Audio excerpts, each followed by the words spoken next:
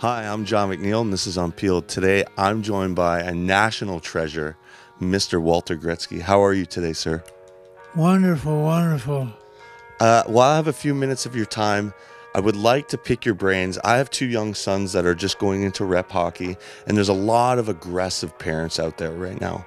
I was wondering if you would have any words of wisdom that you can bestow on these parents. Well, they should take it easy and so. Yeah, some of the parents actually turn their kids away from hockey because if they don't score a goal or don't win a game, on the way home they won't stop to give them a pop, or they'll be hollering at them saying they didn't play good. That turns the kids off. It truly, truly does. They don't want to play no more, some of them. All because their own parents who are trying to help them, but they're helping in the wrong way. So how would you say, from your advice, how could they help their kids through positive reinforcement? Yes, you gotta be more positive. For example, make sure the kids go to bed early the night before a function. They gotta go to bed, you gotta get your sleep. And they can't. And 90% of the kids in the country don't have a decent breakfast. You gotta have a big breakfast. Breakfast is like, if you don't put gasoline in the car, you'll run out of gas shortly. The body is the same thing. If you don't have breakfast, you'll run out of energy by nighttime. Oh, yeah, it definitely fuels the body. Also, if you were to give any tips to those coaches out there that are just as aggressive, you know, the ones that are berating young children who are also referees. Yeah, they're turning some of the kids off, swearing at them, hollering at them, scaring them to death. They don't even want to go on the ice, some of them. I've heard them say it. Yeah. I've heard those kids say it. Yeah, no, a lot of people, what you have to remember is a lot of these referees are also children, and you wouldn't speak to your child that way, so you shouldn't ever be speaking to another child that way. Absolutely, you're absolutely right in what you're saying. Well, I appreciate that, especially coming from you. So right now we're sitting in the legendary Gretzky home. A lot of memories, a lot of great times.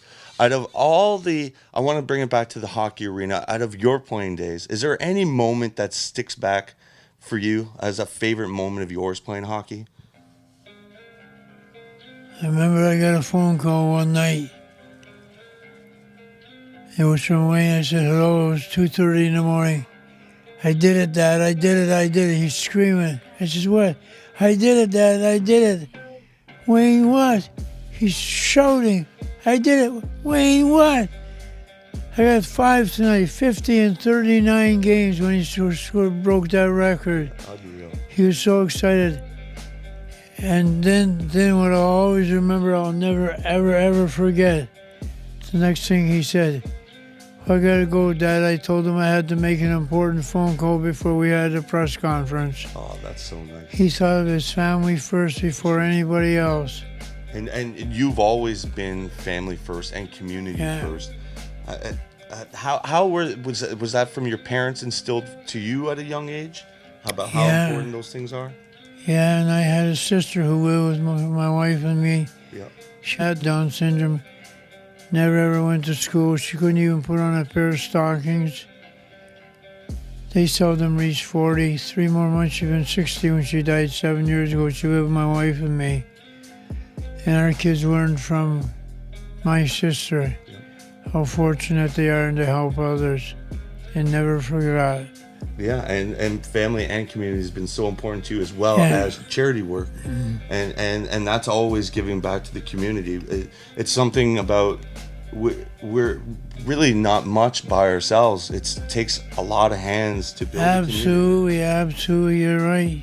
And I think today we're losing that. A lot of kids are playing video games. They're not getting outside and socializing. Oh, you noticed that, eh? Oh, I noticed that. How we're to do always those on our stupid phones. video games. Wow, it's incredible how the times have changed for those video games. Yeah. They don't even go outside to play anymore. No, you need that social interaction. Yeah, you don't see that hardly ever. So what would you suggest? The kids take the streets and just be kids?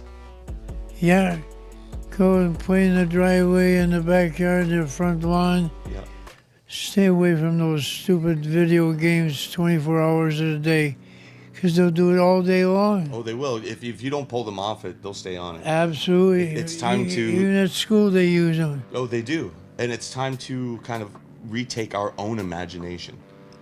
Just like how you would tell people how to read the play and anticipate the play. Let's Right. anticipate what's going to happen to our children.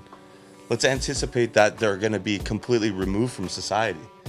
Absolutely, you're right in what you're saying. Well, I don't. If you were to say anything to a child that's just starting hockey and just for the love of the game, what would you say to that child right now? Make sure you always get lots of sleep and never ever miss breakfast in the morning. Okay. Make sure you have your meals properly. Yep. And don't drink 2 gallons of pop before a game. No, pop's probably not the best thing to be drinking. Well, Mr. Gretzky, sir, I really appreciate your Thank you time. very much. Thank Thank you. you. All right. Thank you. Bye.